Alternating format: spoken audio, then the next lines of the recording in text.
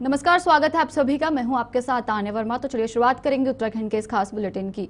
सचिवालय में नंदा देवी राजरात यात्रा की तैयारियों के संबंध में सीएम पुष्कर सिंह धामी की अगुवाई में बैठक का आयोजन किया गया।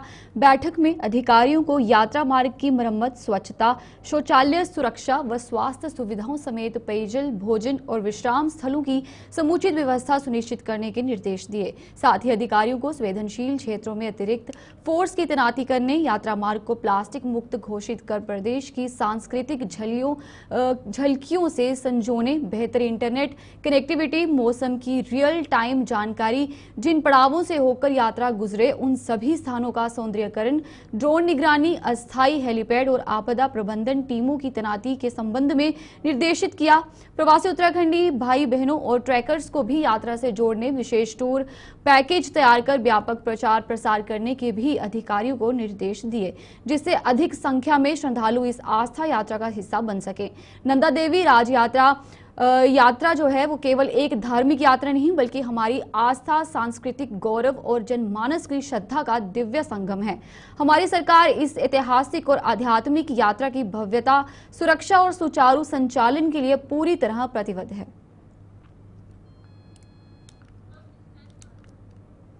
कैबिनेट मंत्री सतपाल महाराज ने कहा कि चारधाम यात्रा को लेकर सरकार ने सभी तैयारी पूरी कर ली है। इसके साथ ही उन्होंने अधिकारियों से हेली टिकटों की कालाबाजारी के खिलाफ सख्त कार्रवाई करने के साथ ही यात्रा रूट पर मनमाने पार्किंग शुल्क न वसूले जाएं, इसके लिए अधिकारी सख्त कार्रवाई करें। उन्होंने कहा कि श्रद्धालुओं को ऑनलाइन, ऑफलाइन पंजीकरण, मोबाइल ऐप से पंजीकरण के साथ साथ इस वर्ष आधार नंबर से भी पंजीकरण की सुविधा दी गई है। इस साल भी हरिद्वार, ऋषिकेश और हरबटपुर में ऑफलाइन पंजीकरण की व्यवस्था की गई है। देहरादून स्थित उत्तराखंड पर्यटन विकास परिषद के मुख्यालय में स्टेट लेवल कंट्रोल रूम तैयार किया गया है। ये 24 घंटे संचालित रहेगा। हमने चारधाम यात्रा की तैयारियां कर ली हैं। श्री यमुनोत्री और श्री गंगोत्री धाम में कपाट खुलने के साथ 30 अप्रैल 2025 को चारधाम यात्रा हमारी उसकी शुरुआत हो जाएगी। भगवान श्री केदारनाथ धाम के कपाट 2 मई को और श्री बद्रीनाथ धाम के कपाट 4 मई को और हेमकुंड साहब के कपाट 25 मई को 2025 को श्रद्धालुओं के दर्शनों के लिए खोले जाएंगे। सरकार ने चारधाम यात्रा 2025 की सभी तैयारियां पूरी कर ली हैं। यात्रा की व्यवस्था एवं तैयारियों के लिए स्थानीय प्रशासन के साथ साथ पर्यटन विभाग एवं अन्य विभाग की सक्रियता से जो है लोग कार्य में जुटे हुए हैं। चारधाम यात्रा 25 को देखते हुए आयुक्त गढ़वाल मंडल तथा जिलाधिकारी को चारधाम यात्रा मार्गों पर आवश्यक व्यवस्थाओं हेतु कमिश्नर गढ़वाल पौड़ी मंडल को 25 लाख, जिलाधिकारी हरिद्वार को 1 करोड़, जिलाधिकारी टेरी को 1 करोड़, जिलाधिकारी देहरादून को 1 करोड़, जिलाधिकारी पौड़ी को 50 लाख, जिलाधिकारी चमोली को 3 करोड़, जिलाधिकारी उत्तरकाशी को 3 करोड़, जिलाधिकारी रुद्रप्रयाग को 3 करोड़, कुल ये जो है 12 करोड़ 75 लाख की राशि जो है अवमुक्त की गई है। तो इससे जो है मैं समझता हूं कि काफी कार्य किए जाएंगे और इसके साथ साथ जो हेलीकॉप्टर की जो बुकिंग है वो भी कैबिनेट मंत्री गणेश जोशी ने शुक्रवार को देहरादून स्थित बीएस नेगी महिला प्राविधिक प्रशिक्षण संस्थान ONGC कोलागढ़ में आयोजित 11वें दून योग महोत्सव 2025 का शुभारंभ किया। इस अवसर पर मंत्री गणेश जोशी ने योग महोत्सव में भाग लेने वाले प्रतिभागियों एवं योगाचार्यों को सम्मानित भी किया।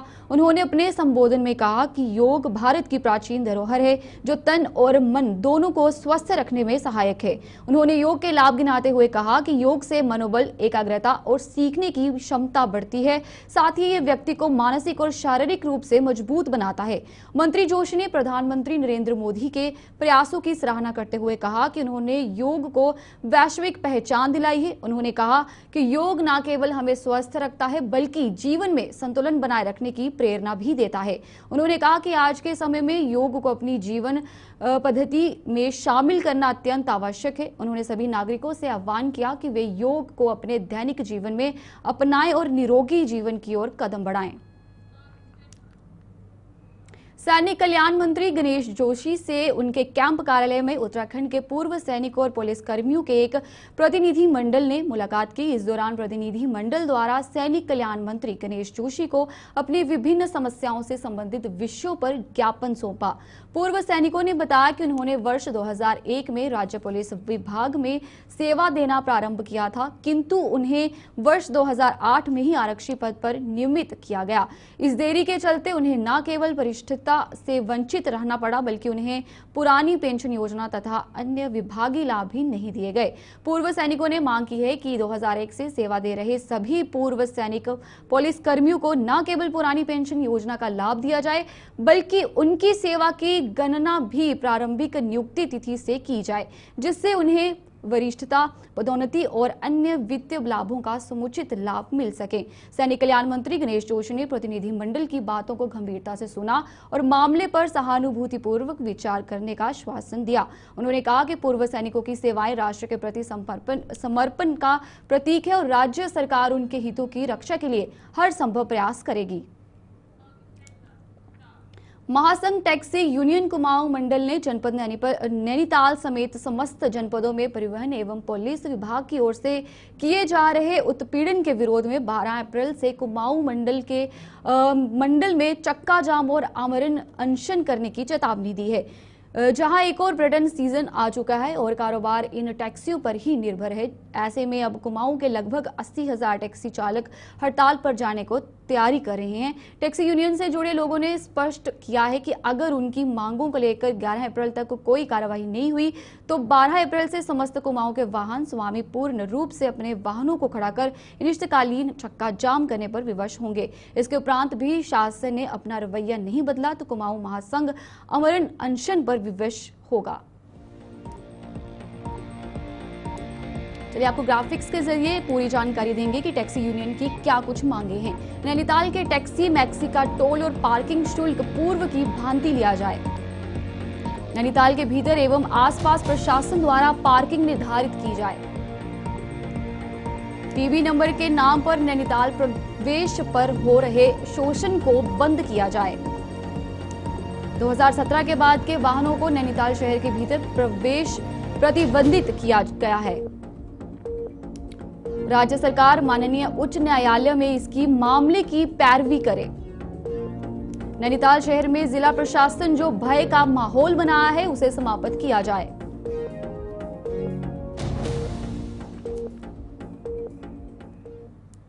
देखिए, नैनीताल शहर के अंदर जो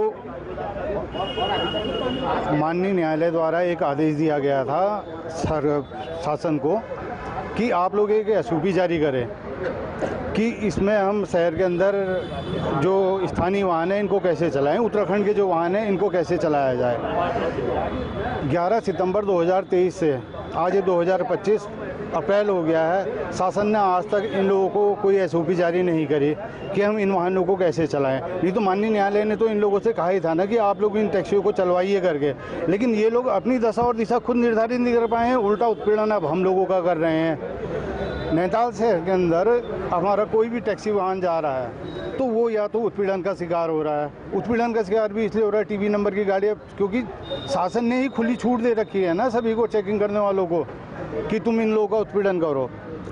इसमें हम लोगों का एक ही चीज़ है कि अगर हम लोगों के लिए सरकार और शासन द्वारा, सरकार हमारी पैरवी करेगी, सरकार और शासन द्वारा हम लोगों को उचित न्याय नहीं मिलता है तो हम लोगों ने तो अपने पहिए, हम लोग के पहिए वैसे ही जाम है। नैनीताल शहर के अंदर तो हम लोग वैसे ही जाम है। नैनीताल शहर के अंदर तो लोगों का प्रवेश वैसे ही वर्जित कर दिया गया है।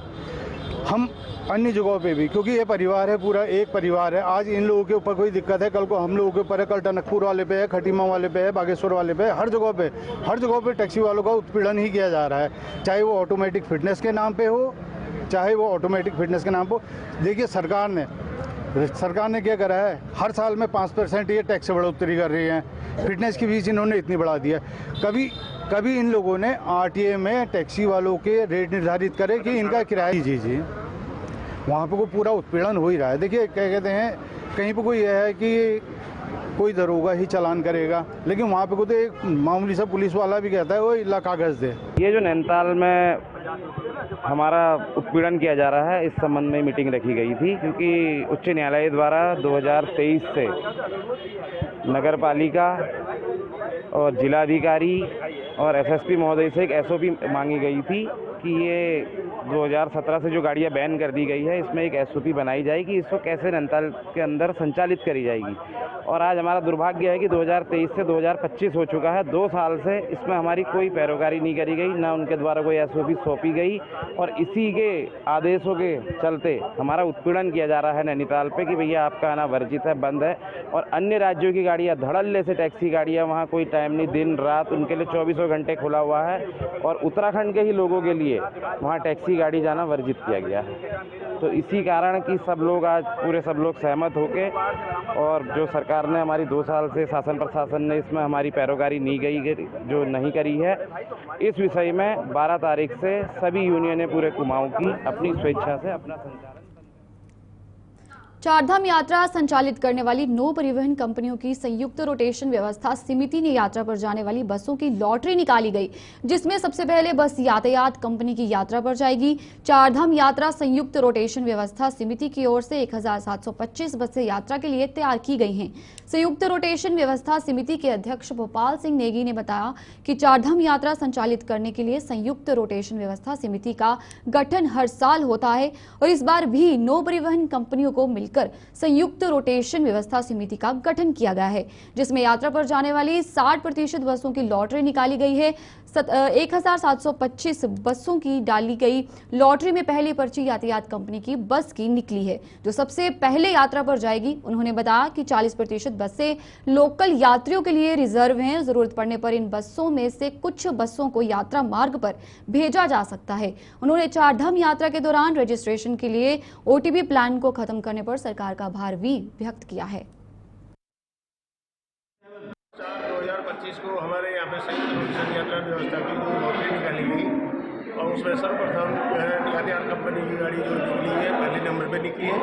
और टोटल बसों की फ्रीक्वेंसी यात्रा जो हमें डालनी है उसमें घड़े में वो 1725 है। इसके अतिरिक्त ये तो आ गई हमारे 60% में 40% बसें हमारी अलग लोकल के लिए रहती हैं और भीड़ यात्रा की भीड़ बढ़ी तो हम कुछ परसेंट उसमें से लेस करके फिर यात्रा का संचालन करते हैं। फिर बहुत अच्छी व्यवस्था हमारी चलेगी, अच्छी यात्रा चले। हम यात्रा को श्रद्धालुओं को भी शुभकामनाएं देते हैं, चारधाम आए अधिक संख्या में। और रजिस्ट्रेशन में ओटीपी की बाध्यता भी सरकार ने सरल कर दी, उसमें कोई दिक्कत नहीं है। और हम लोग सब एकजुट हैं। हरिद्वार इसके जो भी है व्यावसायिक वाहन वाले सही रोशन के अंदर संचालित हो रहे हैं। और बाहर वाली जो गाड़ियाँ बाहर से अदर स्टेट की यहाँ पे ढेरे जमा के जो दगाबाजी करते हैं उसका हम घोर विरोध करेंगे कि आप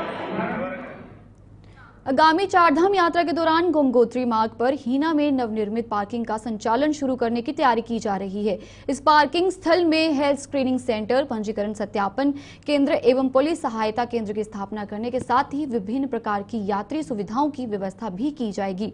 अपर जिलाधिकारी पीएल शाह ने आज संबंधित विभागों के अधिकारियों के साथ इस पार्किंग का स्थलीय निरीक्षण कर यहां पर तय समय सीमा के भीतर सभी व्यवस्थाओं को चाक चौबंद करने के निर्देश जारी किए हैं। हीना पार्किंग स्थल का निरीक्षण करते हुए अपर जिलाधिकारी पीएल शाह ने पार्किंग के एंट्री तथा एग्जिट गेट से वाहनों की व्यवस्थित व निर्बाध यानी कि बात करें आवाजाही का प्रबंध किए जाने के साथ ही पार्किंग स्थल पर वाहनों की संख्या और आकार का ध्यान रख पार्किंग के इंतजाम किए जाने के निर्देश दिए। अपर जिलाधिकारी ने अधिकारियों के साथ पार्किंग स्थल के प्रबंधन को लेकर विचार विमर्श करते हुए पार्किंग स्थल में पानी और बिजली की समुचित आपूर्ति की व्यवस्था सुनिश्चित करने तथा यात्री सुविधाओं से जुड़े सभी इंतजामों को चाक-चौबंद किए जाने की अपेक्षा की। अपर जिलाधिकारी ने स्वास्थ्य सुविधाओं की उचित व्यवस्था के लिए हेल्थ स्क्रीनिंग हेतु पार्किंग स्थल में उपयुक्त स्थान सुनिश्चित करने की भी हिदायत दी। हम अभी गंगोत्री राष्ट्रीय राजमार्ग पर हीना में जो चारधाम यात्रियों के लिए एक बड़ी पार्किंग का निर्माण किया गया है, हम इस परिसर में हैं और इस परिसर के निर्माण से चारधाम की यात्रा पर आने वाले लोगों के लिए एक बहुत बड़ी सुविधा उनको मिलेगी, क्योंकि आए दिन जो जाम की स्थिति रहती थी, सड़कों के किनारे जो वाहन खड़े रहते थे और उसके बाद एक लंबा जाम जो देखने को मिलता था, मैं समझता हूँ इस पार्किंग के निर्माण से और इस तरह की गंगोत्री राष्ट्रीय राजमार्ग पर 2 और पार्किंग जो बनी हुई है, गर्मियों के साथ ही अल्मोड़ा जिले के जंगलों में आग की घटनाएं बढ़ने लगी हैं। आग के कारण नगर और आसपास के इलाकों में घनी धुंध छा गई है, जिससे पहाड़ियों की विजिबिलिटी लगभग शून्य हो गई है। धुंध के चलते जनजीवन भी प्रभावित हो रहा है। बीते साल जंगलों में आग से जान व माल के भारी नुकसान और गंभीरता को देखते हुए प्रशासन सतर्क हो गया है। वन विभाग के साथ पुलिस और प्रशासन की टीमें भी आग पर काबू पाने के प्रयासों में जुटी हुई हैं। एसएसपी देवेंद्र पिंचा ने सभी थानों, चौकियों और फायर स्टेशनों को अलर्ट रहने के निर्देश दिए हैं। उन्होंने जंगल में आग लगने की सूचना मिलने पर तत्काल कार्रवाई करने को कहा है। देखिए, लास्ट ईयर का जो आग का अनुभव है उसको ध्यान में रखते हैं हम ऑलरेडी पहले से मुस्तैद है। हालांकि उसमें नो डाउट फॉरेस्ट डिपार्टमेंट उसमें अग्रणी भूमिका निभाता है, लेकिन पुलिस का और फायर डिपार्टमेंट का भी उसमें एज इट इज़ सेम काफ़ी महत्वपूर्ण रोल रहता है। उसको ध्यान में रखते हुए मेरे द्वारा ऑलरेडी क्राइम मीटिंग के थ्रू और वीसी के थ्रू हमारे जो भी फायर स्टेशन और थानों को ऑलरेडी ब्रीफ करके उनको सेंसिटाइज कर दिया गया है और हम तैयार है पूरी। जैसे भी हमें जो भी सूचना मिलती है हम तुरंत उसमें एज ए फर्स्ट रिस्पॉन्डर या सेकंड रिस्पॉन्डर जो भी मान ले उस हिसाब से हम तुरंत उसमें पहुंचते हैं। और प्रदेश सरकार लगातार प्रदेश भर में पर्यटन को बढ़ावा देने का काम कर रही है, तो वहीं तराई पश्चिम वन प्रभाग की फोटो जोन को इको टूरिज्म जोन बनाने के बाद यहां दूर दूर से पर्यटक पहुंच रहे हैं और जंगल सफारी का लुत्फ उठाते भी नजर आ रहे हैं। फोटो टूरिस्ट जोन पर्यटकों के लिए जंगल सफारी का एक नया केंद्र बनता जा रहा है। आपको बता दें कि तराई पश्चिम वन प्रभाग की फोटो जोन को इको टूरिज्म जोन बनाने के बाद यहां पर्यटकों का जमावड़ा लगा रहता है और देश के दूर दराज से पर्यटक यहां पहुंचकर जंगल की सफारी का आनंद लेते हुए नजर आ रहे हैं। वहीं पर्यटकों को सफारी के दौरान वन्य जीवों के खूब दीदार भी हो रहे हैं। फोटो सफारी के दौरान पर्यटकों को हाथी, टाइगर, हिरन, भालू और लेपर्ड जैसे वन्य जीव दिखाई दे रहे हैं, जिसको लेकर पर्यटकों में खासा उत्साह है। वन्य जीवों के साथ साथ रेंज में बने ट्री हाउस भी लोगों में आकर्षण का केंद्र बने हुए हैं और पर्यटकों के रात्रि विश्राम के लिए की गई गेस्ट हाउस भी बनाए गए हैं। जंगल सफारी के बता दें कि जंगल सफारी के लिए दिल्ली से अपने परिवार के साथ पहुंचे पर्यटक भी माने तो वो अपने पूरे परिवार के साथ यहां घूमने पहुंचे हैं और जो भी यहां इंतजाम है, हॉस्पिटैलिटी, खाना बहुत अच्छा था और कल शाम हाथी का झुंड मिला था। बता दें कि लेकिन टाइगर देखने को नहीं मिल पाया, लेकिन जिस क्षेत्र में गए वहां काफी वन्य जीव देखने को मिले और अच्छा अनुभव भी रहा।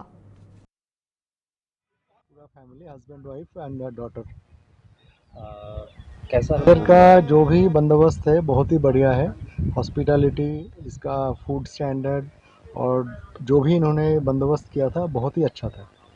हाँ जी, हमें इधर एक हाथी का झुंड मिला था कल शाम को।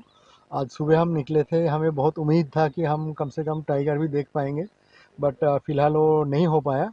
बट हम जो एरिया में गए उस हर जगह में हमें बहुत सारे जंगली जानवर देखने को मिला। उसमें आपका वाइल्ड बोर था, उसमें आपका स्पॉटेड डियर था और काफ़ी सारे जंगली जानवर थे जो हमारे मतलब फैमिली ने बहुत अच्छी तरह से मतलब उसको अनुभव किया। देखिए, आपको फाटो का तो आपको जानकारी होगी। अब तक हम जब से शुरू हुआ है, हमारा 21-22 से शुरू हुआ था, ये दिसंबर 21 से शुरू हो गया था और आज से लेकर के अगर पिछले जनवरी तक अगर हम देखें तो हमारे पास फिगर है कि लगभग 2,71,000 टूरिस्ट हमारे फाटो जोन में आ चुके हैं, जो कि मतलब वो जो डे विजिट वाले हैं। इसके अलावा पिछले साल से ही हमने अपना वहाँ नाइट स्टे भी शुरू किया है। नाइट स्टे का भी रिस्पॉन्स बहुत अच्छा है। नाइट स्टे में भी हमारे पास 15 कमरे हैं वहाँ पर और 15 कमरे अधिकतर समय हमारे पास 40%, 50%, 60% जो है हमारा लगातार फुल चलता है और काफ़ी डिमांड में है। तो इसलिए हमारे पास टूरिस्ट के जो फुटफॉल है वो उसकी कोई कमी नहीं है।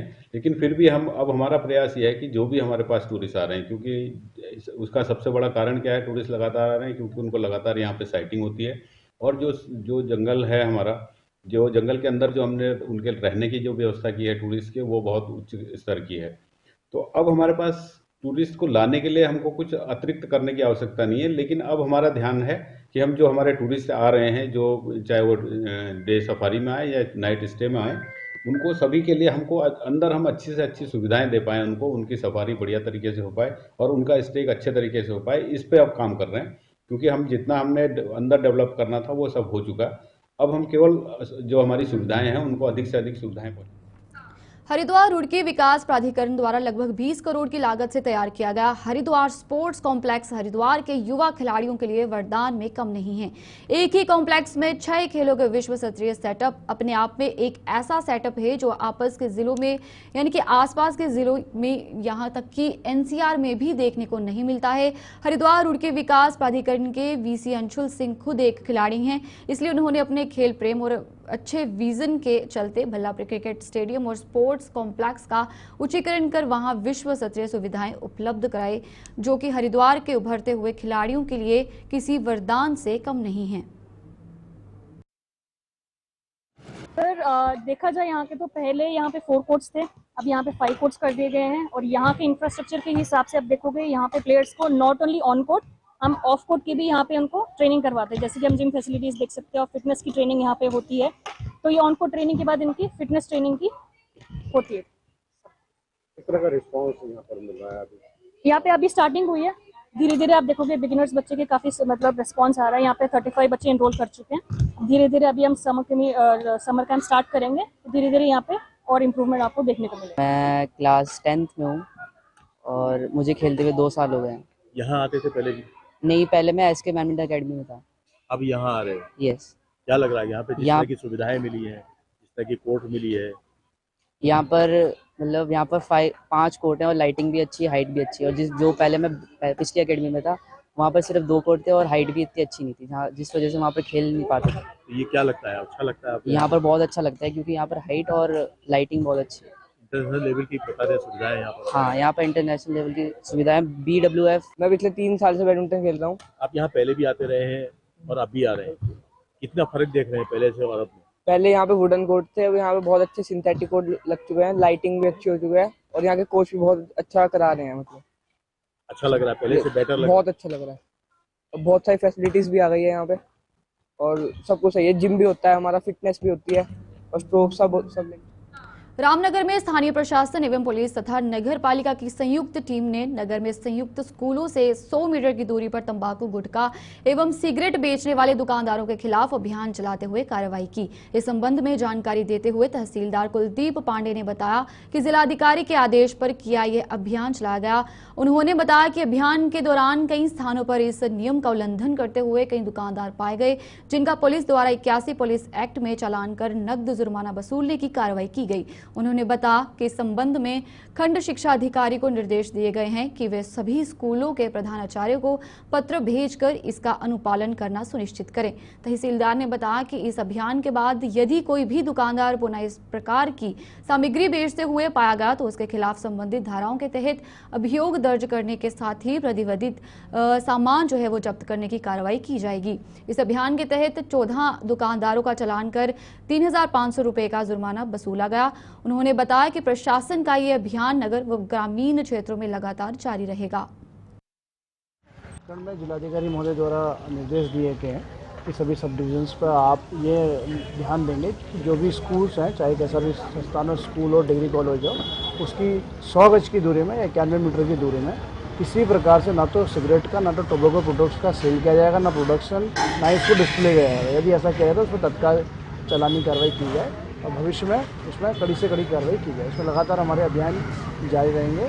साथ ही खंड शिक्षा अधिकारी ने सभी प्रिंसिपल्स को भी ये निर्देश दिए हैं कि आप विकासनगर में दिगंबर जैन समाज के लोगों ने महावीर जयंती के उपलक्ष्य में विशाल शोभा यात्रा का आयोजन किया, जिसमें बड़ी संख्या में लोग यात्रा में शामिल हुए। इस दौरान लोगों में काफी खुशी और उत्साह देखने को मिला। लोगों का कहना है कि पूरे साल उन्हें इस दिन का इंतजार करना रहता है और वहीं काफी दिन पहले से वे शोभा यात्रा की तैयारी में लग जाते हैं। महावीर जयंती का पर्व उनके लिए खुशी का पर्व है।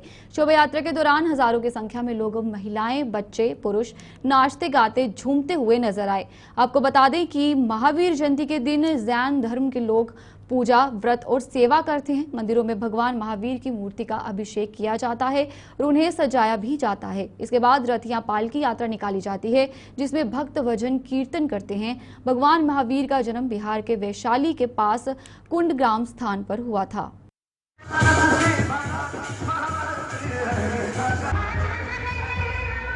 जयंती के आज शोभा यात्रा में विकासनगर में हमारे जैन समाज और समाज में भी बहुत ही हर्ष का बहुत ही हर्ष महसूस हो रहा है और ये शोभा यात्रा जो निकल रही है सभी शहरवासियों को हम इस शोभा यात्रा की बधाई दे रहे हैं। देखिए सारा शहर ही शोभा यात्रा का हिस्सा बनेगा।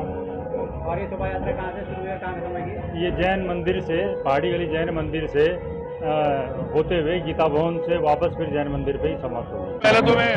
सबसे पहले मैं आप सबको क्षेत्रवासियों को महावीर जयंती की हार्दिक शुभकामनाएं देता हूं और चाहता हूं हम सबके परिवार पे, पूरे शहर पे महावीर भगवान जी का आशीर्वाद बना रहे और इतनी भव्य यात्रा हमारे जैन समाज द्वारा निकाली जा रही है। सब पूरे उत्साह का एक बहुत बड़ा उत्साह, एक महोत्सव लग रहा है।